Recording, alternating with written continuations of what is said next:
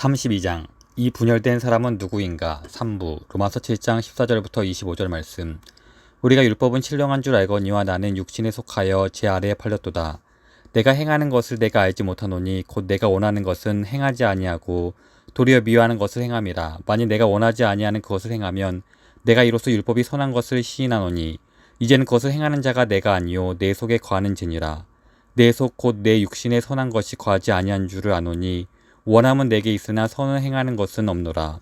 내가 원하는 바 선을 행하지 아니하고 도리어 원하지 아니하는 바 악을 행하는도다. 만일 내가 원하지 아니하는 그것을 하면 이를 행하는 자는 내가 아니요 내 속에 거하는 죄니라. 그러므로 내가 한 법을 깨달았노니 곧 선을 행하기 전에 원하는 나에게 악이 함께 있는 것이로다.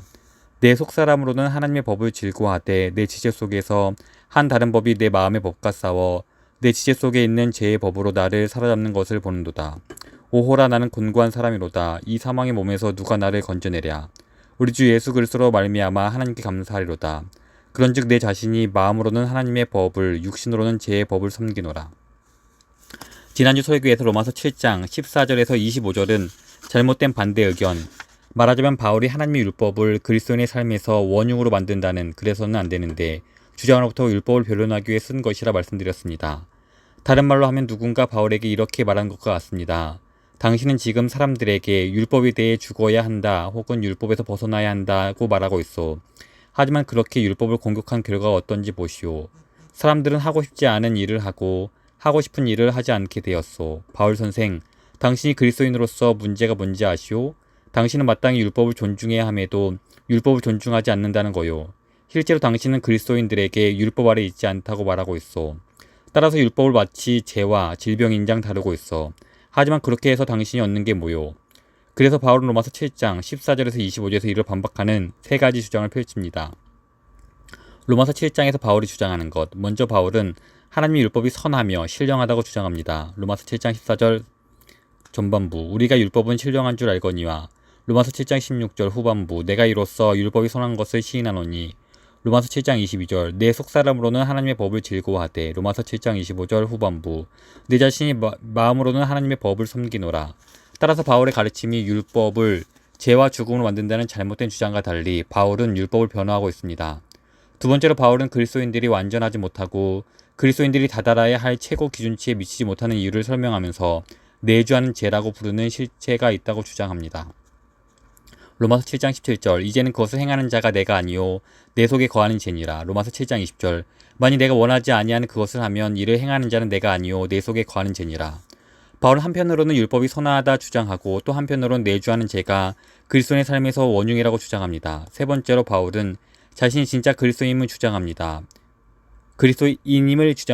비록 여전히 죄를 짓지만 그리스도 안에서 새 사람이고 새로운 피조물이라는 것입니다. 예를 들어 바울은 로마서 7장 22, 23절에서 이렇게 말합니다.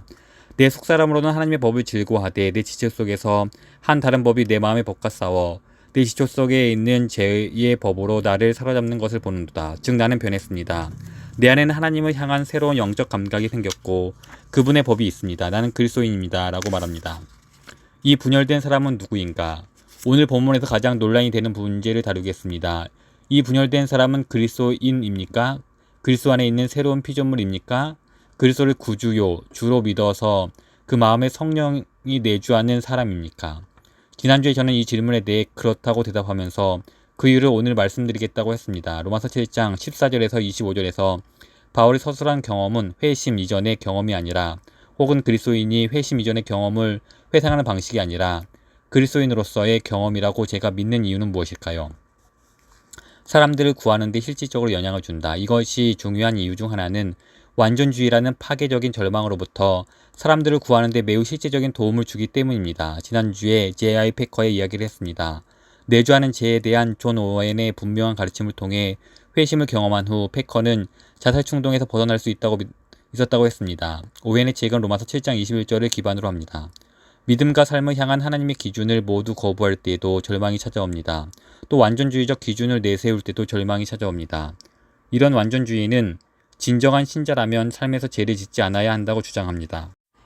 오늘 본문에 나타난 바울의 가르침은 이 두 종류의 절망 사이에서 거친 파도를 헤치는 사람들을 도울 수 있는 강력한 목회적 영향력을 갖습니다. 그리고 그것이 우리 모두가 살 길입니다. 본문은 우리가 죄와 화목해야 한다고 말하는 것이 아니라 실제의 삶에서 죄와 싸워야 하고 이 싸움에서 전술적으로 패배해서 고통스러울 때 어떻게 반응하고 어떻게 자신에 대해 이해하는지를 아는 것이 중요하다고 말합니다. 이것이 본문의 요지라고 지난주에 강조했습니다. 6장은 우리가 죄와 싸울 때 분명히 이긴다고 말합니다. 7장은 이 과정에서 우리는 전술적으로 실패할 수밖에 없는데 이로 인해 우리 구주를 더욱 사랑하게 될 것이라고 분명히 말합니다. 이 싸움에 신실히 임하고 실패에 바르게 반응하는 것이 진정한 그리스도임을 드러내는 증거이지 완전함이 그 증거가 아닙니다. 따라서 본문은 실제 그리스도인의 경험을 말하는 것이고 또한 그리스도인에게 일종의 지침과 격려를 주는 구절이라고 믿는 이유를 제시하겠습니다. 논거 1. 1인칭 대명사를 사용함. 바울이 1인칭 대명사 나를 사용하고 현재형 동사를 사용한 것으로 보아 자신에 대해 말하고 있고 믿는 자로서 지금 경험하는 삶의 일부를 말하고 있다고 해석하는 것이 가장 자연스럽습니다. 바울은 이 본문에서 나는, 내가, 내게라는 말을 40번 정도 사용합니다. 그리고 자신의 상황을 계속해서 현재형으로 표현합니다. 나는 육신에 속하여 내가 행하는 것을 내가 알지 못하노니 도리어 미워하는 것을 행함이라. 그러므로 내가 한 법을 깨달았노니 내 속사람으로는 하나님의 법을 즐거워하되 마음으로는 하나님의 법을 섬기노라. 이것만 봐도 바울이 지금 자신에 대해 말하고 있고 현재 그리스도인으로서 경험하는 삶의 일부를 말하고 있음을 확실히 알 수 있습니다. 이를 반박하는 주장은 없을 것입니다. 논거 2. 그리스도인의 시각으로 율법을 언급함. 바울이 이 본문에서 하나님의 율법에 대해 하는 말을 들어보면 전형적인 그리스도인의 시각으로 말합니다. 회심하지 않는 비기독교 유대인은 그런 식으로 말하지 않습니다. 바울이 율법을 선하고 신령하다고 말할 것뿐 아니라 특히 7장 22절에서 내 속사람으로는 하나님의 법을 즐거워하되 라고 말한 부분이 그렇습니다. 여기서 속사람이라는 표현은 바울이 그리스도인의 진정한 내적 자아에 대해 말한 것과 유사한 방식입니다. 또한 즐거워하되 라는 표현은 바울이 회심 전 바리새인으로서 경험한 세속적이고 피상적이고 경건치 못한 기쁨이 아닌 하나님의 진리와 율법에 대해 그리고 현재 누리고 있는 심오한 기쁨을 표현한 것이라고 저는 생각합니다. 따라서 바울은 이 본문에서 신자만이 가질 수 있는 방식으로 율법을 다루고 있는 것으로 보입니다. 논고 3. 회심 이전에 대한 언급과 일치하지 않음. 또 바울이 율법과 관련해서 자신을 분열되고 때로 괴로움을 겪는 존재로 묘사하는 것은 어떻습니까? 이 모습이 우리가 알고 있는 회심 이전의 바울과 어울립니까? 그렇지 않습니다. 바울은 그리스도인이 되기 전 자신의 삶에 대해 간접적으로만 살짝 비춰주고 있는데 거기서는 하나님 율법대로 살고자 앞만 보고 내달리는 모습만 보입니다. 예를 들어 갈라디아서 1장 13, 14절에서 바울은 이렇게 말합니다. 내가 이전에 유대교에 있을 때 행한 일을 너희가 들었거니와 하나님의 교회를 심히 박해하여 멸하고 내가 내 동족 중 여러 연갑자보다 유대교를 지나치게 믿어 내 조상의 전통에 대하여 더욱 열심히 있었으나. 따라서 바울의 회심 이전의 삶을 율법과 전통을 위해 특별히 열의를 내는 삶으로 표현했습니다. 로마서 7장에서 보이는 것처럼 내적으로 분열되고 갈등하고 고통스러워하는 모습은 전혀 찾아볼 수 없습니다. 위와 비슷하게 빌립보서 3장 4절에서 6절에서 바울은 자신의 회심 이전에 유대 율법과 관련해서 얼마나 자고하던 사람이었는지 말합니다. 그러나 나도 육체를 신뢰할만 하며 만일 누구든지 다른 이가 육체를 신뢰할 것이 있는 줄을 생각하면 나랑 더욱 그러하리니 나는 8일 만에 할례를 받고 이스라엘 족속이요 베냐민 지파요 시브리인 중에 시브리인이요 율법으로는 바리새인이요 열심으로는 교회를 박해하고 율법의 의로는 흠이 없는 자라. 따라서 회심 이전의 삶에 대해 바울이 우리에게 보여주는 몇 가지 모습에서는 그가 로마서 7장에서처럼 갈등하고 고통을 느끼는 모습을 찾아볼 수 없습니다. 따라서 로마서 7장 14절에서 25절에서 읽은 모습은 바울이 회심 이전의 경험에 대해 말한 것이 아니라 그리스도인으로서 한 경험을 말하는 것으로 보입니다. 율법을 사랑하고 율법에 어긋나는 행실을 미워하는 진짜 싸움은 하나님께서 우리를 구원하셔서 우리가 영적으로 하나님의 영광을 알게 되고 믿음으로 순종하는 것에 대해 알게 되고 사랑의 삶에서 율법이 정말로 가리키고 있는 것이 무엇인지 알게 될 때 시작됩니다. 따라서 본문에서 읽은 갈등은 그가 그리스도인이 되기 이전에 한 경험이 아니라 그리스도인으로서 경험한 것의 일부라고 보는 것이 훨씬 타당합니다. 논거 4. 그리스도인의 시각으로 자신에 대해 언급함. 바울이 자신에 대해 언급한 내용을 보면 그리스도 안에서 새로운 피조물이 아닌 사람, 믿음도 없고 성령도 받지 않는 사람에 대해 말했다고 생각되지 않습니다. 제가 염두에 둔 중요 구절은 로마서 7장 18절입니다.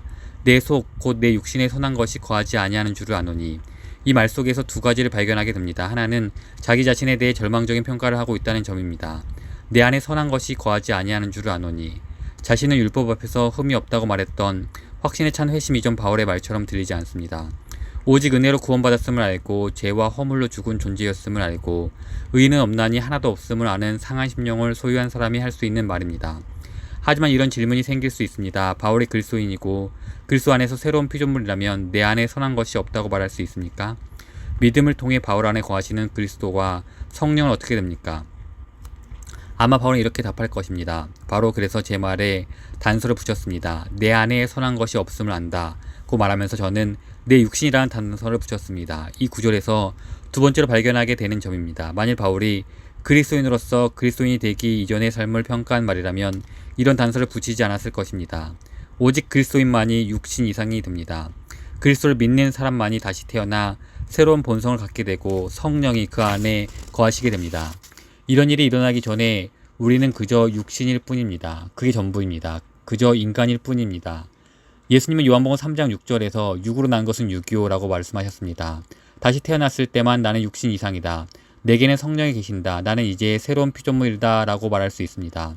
따라서 바울이 자신에 대해 내 안에 선한 것이 없다고 말하면서 즉 내 육신에 라는 단서를 붙인 것은 그리스도를 떠나서는 성령 없이는 그리스도 안에서 새로운 피조물이 되지 않고는 나는 선하지 않다는 의미입니다. 다른 말로 하면 이것은 바울이 그리스도인이 되기 이전이 아닌 그리스도인으로서 자신을 표현한 말입니다. 그리스도인이라면 그 안에는 선한 것, 즉 그리스도와 그분의 일하심이 존재합니다. 논거 5. 분열된 사람에 의해 베드로. 바울이 지금 그리스도인의 경험을 말한다는 증거는 몇 가지 더 있습니다. 이에 대해서는 다음에 다루기로 하고 여기서는 하나만 더 다루면서 우리 실생활에 적용해 보겠습니다. 베드로의 삶에서 그가 그리스도인으로서 실패한 경험들을 살펴보면서 바울이 여기서 한 말을 베드로에게 적용하는 것이 억지가 아님을 보여드리겠습니다. 베드로가 어떻게 그리스도를 3번 부인했는지 우리는 잘 알고 있습니다. 그가 나가서 심히 울면서 오호라 나는 곤고한 사람이로다. 이 사망의 몸에서 누가 나를 건져내랴 와 비슷한 말을 했을 거라는 데 의심의 여지가 없습니다. 하지만 어떤 사람들은 이렇게 말할 것입니다. 글쎄요. 그때는 아직 오순절 성령이 오기 전이었어요. 그래서 베드로가 성령의 온전한 능력을 받지 못한 상태였으니 별로 합당한 예가 아닌 것 같습니다. 그렇다면 베드로가 성령 충만을 받은 지 한참 후의 일을 예로 들어보겠습니다. 갈라디아서 2장 11절에서 바울은 베드로의 잘못을 거론하면서 너무 심각한 잘못이라 자신의 공개석상에서 그를 책망했다고 말합니다. 바울은 12, 13절에서 이렇게 말합니다. 야고보에게서 온 어떤 이들이 예루살렘에서 온 엄격한 유대주의자들 이르기 전에 게바가 이방인과 함께 먹다가 그들이 오매 그가 할례자들을 두려워하여 떠나 물러가매 남은 유대인들도 그와 같이 외식함으로 바나바도 그들의 외식에 유혹되었느니라. 여기 누가 나오는지 주목해 보십시오. 1세기 최고의 그리스도인 2명이 나옵니다. 누가가 쓴 사도행전에서 영웅이었던 베드로와 바나바입니다. 다음은 바울이 그들의 행동을 비난하며 사용한 끔찍한 2단어에 주목해 보십시오. 두려워하다와 외식입니다. 12절 끝에서 할례자들을 두려워하여 라고 말하고 13절 끝에서 바나바도 그들의 외식에 유혹되었느니라고 말합니다. 베드로는 유대인으로서 이방인들과 함께 먹으며 그리스도 안에서 자유를 누렸지만 많은 사람이 이런 행동을 의례상 불결한 것으로 여겼습니다. 하지만 바울이 말했듯이 베드로는 율법 아래 있지 않았습니다. 그런데 예루살렘에서 영향력을 가진 사람들이 오자 베드로는 그들의 비난이 두려워 겁쟁이가 되었습니다. 또 그랬습니다. 전에는 예수님을 부인했고 이번에 또 그랬다는 점에 주목하십시오. 예전과 똑같은 죄를 저질렀습니다. 오호라 나는 곤고한 사람이로다 라고 말한 그런 죄입니다. 베드로는 그 사람들 앞에서 자신이 실제로 한 행동, 이방인과 함께 먹는 것을 하지 않는 척했습니다. 그는 사람들의 인정을 받고자 했습니다. 그는 두려워해서는 안 될 대상을 두려워했습니다. 거짓말을 했고 행동으로 속였습니다. 바울은 이 죄가 너무 심각해서 복음 자체가 위태로워졌다고 생각했습니다. 그래서 14절에서 나는 그들의 복음의 진리를 따라 바르게 행하지 아니함을 보고 라고 말하며 베드로를 모든 사람 앞에서 책망했습니다. 논의를 계속 이어서 로마서 7장 14절 말씀에 대입해 해석할 수 있지만 다음 기회로 미루겠습니다. 오늘 여기까지 보는 것으로 충분하리라 생각합니다. 이런 일은 우리에게도 일어나고 우리가 정말 싫어하는 일입니다. 내주하는 죄는 극복되어야 하고 사형에 처해져야 합니다.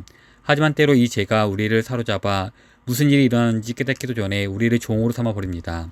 또 때로는 무슨 일이 일어났는지 우리가 정확히 알고 있다고 교묘히 설득해서 스스로 속게 만듭니다. 그렇다고 해서 우리가 그리스도인이 아닌 것은 아닙니다. 문제는 우리가 율법을 사랑하는가입니다. 우리가 당하는 패배를 미워합니까? 제약된 우리 상태로 인해 낙담하여 울부짖습니까? 그리스도와 그분의 의를 바라봅니까? 십자가로 나아갑니까? 죄를 고백하고 회개하고 사탄을 거부하고 우리 얼굴을 갈보리에 계신 예수님을 향하여 듭니까? 그렇게 하십시오. 우리 모두 그렇게 할 수 있기를 서로 기도해 줍시다.